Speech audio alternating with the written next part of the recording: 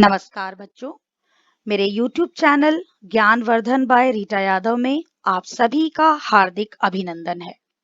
बच्चों, आज हम 5वीं कक्षा की पुस्तक दिव्यम के प्रथम पाठ संस्कृत वर्णमाला का अध्ययन करेंगे। जैसा कि आप सभी जानते हैं, किसी भी भाषा को सीखने के लिए सबसे पहले उसकी वर्णमाला को जानना बहुत आवश्यक है, क्योंकि वर्णमाला के आधार पर ही हम किसी भी भाषा को सीख सकते हैं। और संस्कृत हमारी सबसे प्राचीन भाषा है। भारत की सबसे प्राचीन भाषा जो है वो संस्कृत है।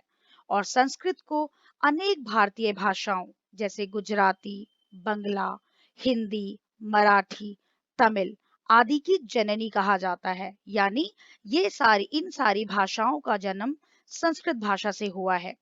हमारी राष्ट्रभाषा हिंदी भी संस्कृत से ही विकसित हुई है। आप देखते हैं कि भारत की जो राष्ट्रभाषा है हिंदी, वो भी संस्कृत से ही विकसित हुई है। उसमें अधिकतर संस्कृत शब्दों का ही प्रयोग किया जाता है।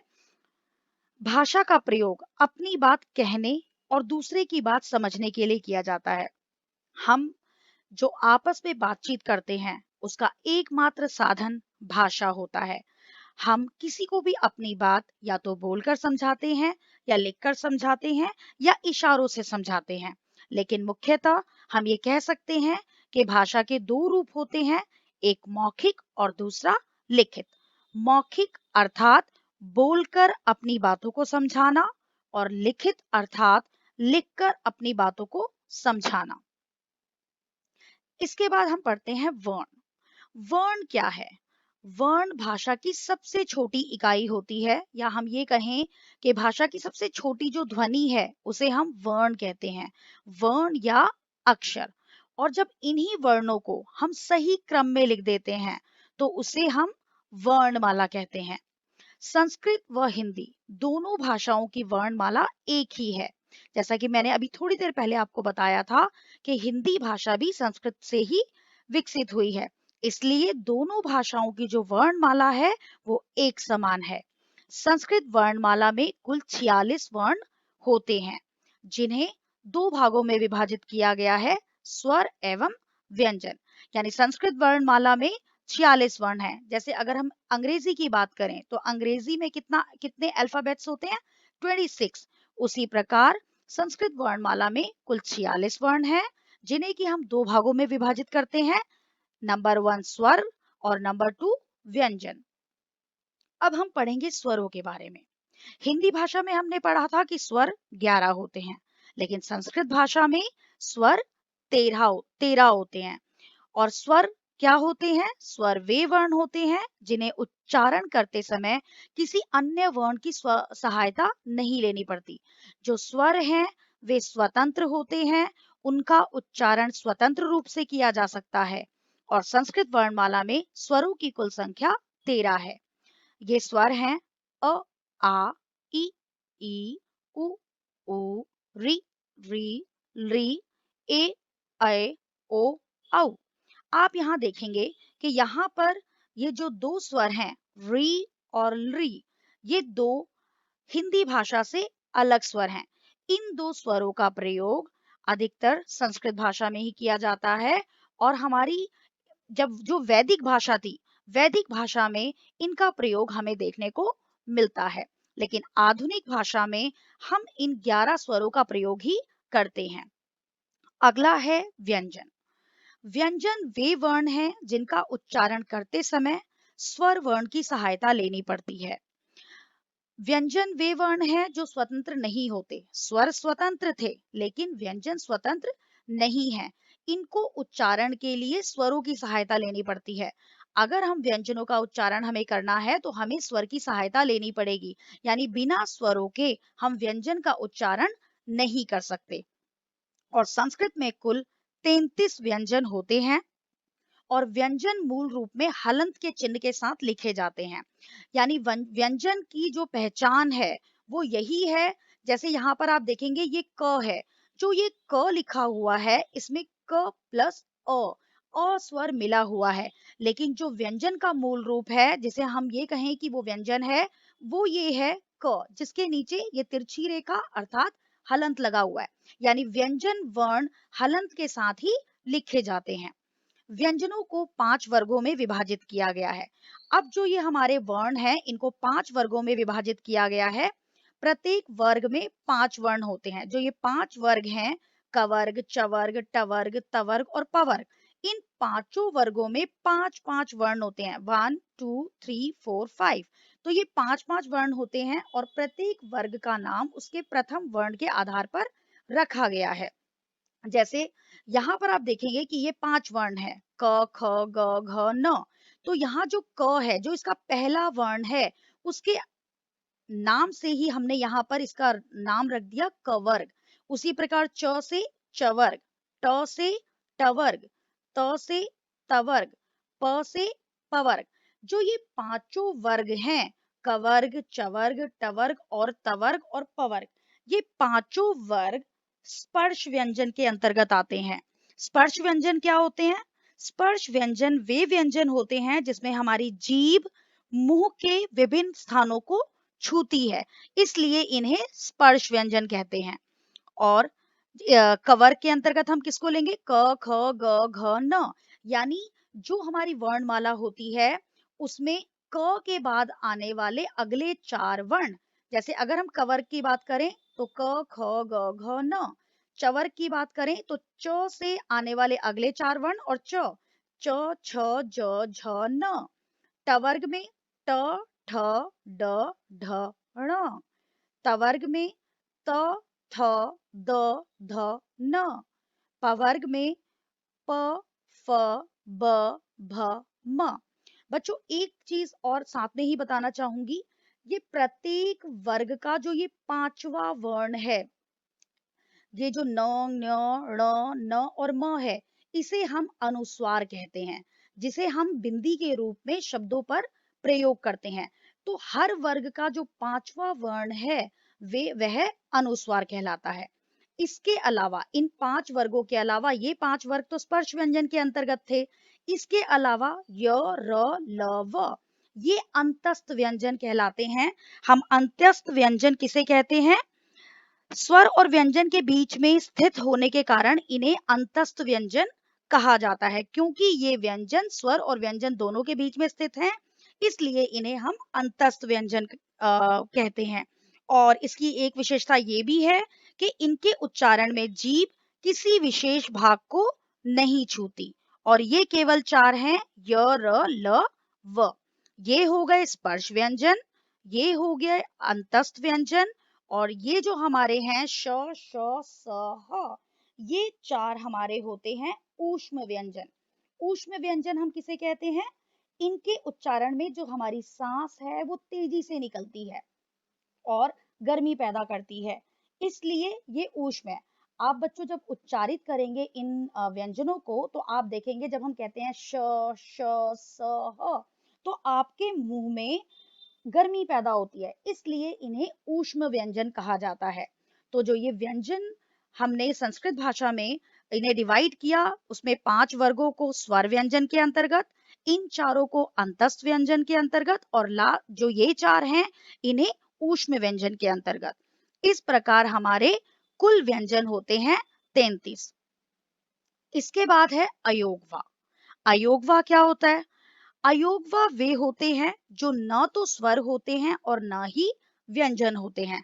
हमने 46 वर्णों के बारे में पढ़ा, जिसमें 13 स्वर थे और 33 व्यंजन थे।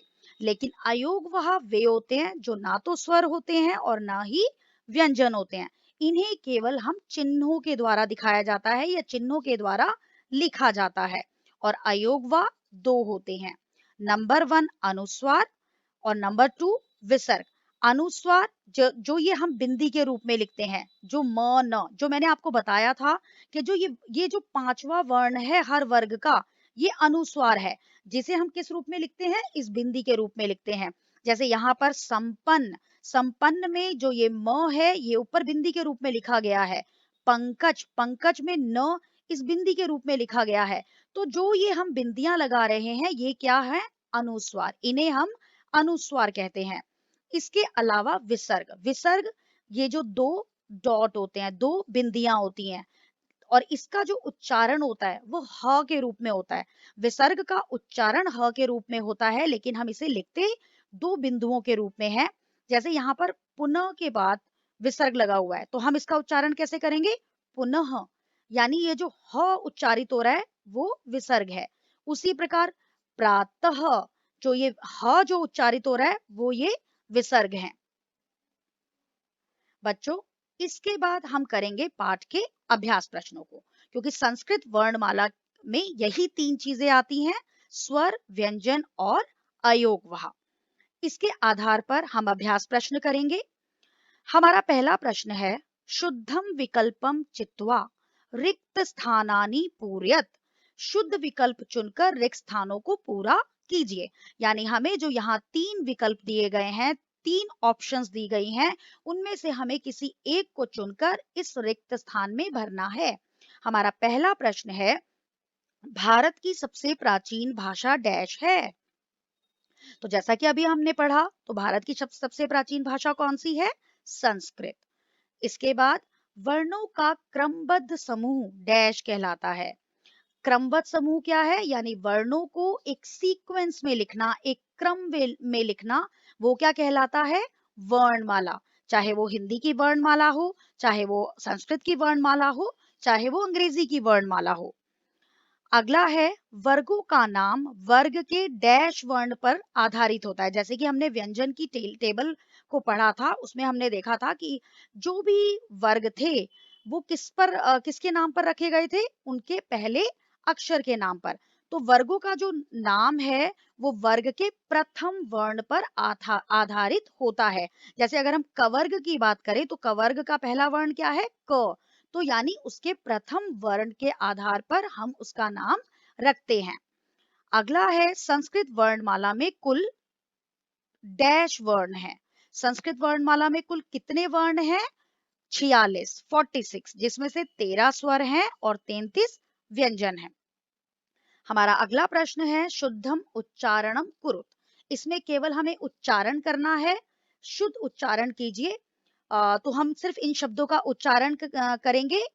संज्ञा, पंखा, हिंदी, संपूर्ण।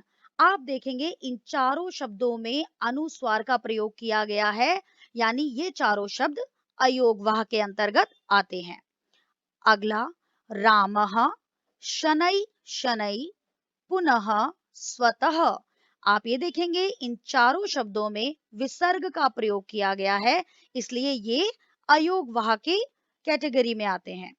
हमारा अगला प्रश्न है, निम्न वर्णेभ्य व्यंजनानि पृथक कृत्वा लिखत।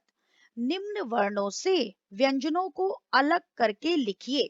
अब यहाँ पर हमें स्वर और व्यंजन दोनों दिए गए हैं, तो हमें यहाँ से केवल व्यंजनों को छांटकर यहाँ लिखना है। ए, ये तो स्वर है। क व्यंजन है, इसलिए हम यहाँ लिखेंगे। म भी व्यंजन है, इसलिए म को लिखेंगे। य भी व्यंजन है, य को लिखेंगे। ई स्वर है, री स्वर है, ट व्यंजन है, छ व्यंजन है, प व्यंजन है, उ स्वर है, त व्यंजन है, ल व्यंजन है, आ स्वर है, श व्यंजन है, ई स्वर है, र व्यंजन है, अ स्वर है, ओ स्वर है। हमारा अगला प्रश्न है, व्यंजने सह स्वरान मेलयत लिखत। यानी व्यंजनों में स्वरों को मिलाकर लिखिए। यानी जैसा कि मैंने बताया था आपको कि व्यंजनों का जो उच्चारण होता है वो स्वरों के माध्यम से ही होता है। हम व्यंजनों का उच्चारण बिना स्वर के नहीं कर सकते। तो यहाँ पर हमें व्यंजन दिए गए हैं जिनमें हलंत लगा हुआ है, और उसके आगे हमें स्वर दिए गए हैं, और हमें व्यंजन और स्वरों को जोड़कर यहाँ पर लिखना है। जैसे च प्लस आ चा, म प्लस री मृ, ल प्लस ई ली, न प्लस उ नू, थ प्लस ई थी, ब प्लस उ बू, स प्लस अ स, फ प्लस ए फे। अब आप देखेंगे यहाँ पर बड़ा ए है, इसलिए यहाँ पर 2 मात्राएँ लगेंगी। अगर यहाँ पर ये छोटा ए होता तो यहाँ पर 1 मात्रा लगती। ज प्लस औ, जौ। र प्लस ए, यहाँ मात्रा नहीं लगी हुई है तो र प्लस ए, रे। अब हमारा अगला प्रश्न है, निम्न व्यंजनानि वर्गानुसारेण लिखत। निम्न व्यंजनों को वर्ग के अनुसार लिखिए। यहाँ पर हमें कुछ व्यंजन दिए गए हैं, ड, फ, च, छ, भ, थ, घ, ढ, ख, न। और यहाँ पर हमें वर्ग दिए गए हैं, क वर्ग, च वर्ग, ट वर्ग, त वर्ग और प वर्ग। तो हमें इनमें से छांट कर लिखना है कि कौन सा वर्ण कौन से वर्ग में आता है। तो क वर्ग में क्या क्या आता है, यहाँ से ख और घ। च वर्ग में क्या क्या आता है, च और छ। ट वर्ग में ड और ढ। त वर्ग में थ और न। प वर्ग में फ और म। तो बच्चों, आज हमने संस्कृत वर्णमाला को सीखा और उसके साथ साथ हमने पाठ के अभ्यास प्रश्नों को भी किया। धन्यवाद।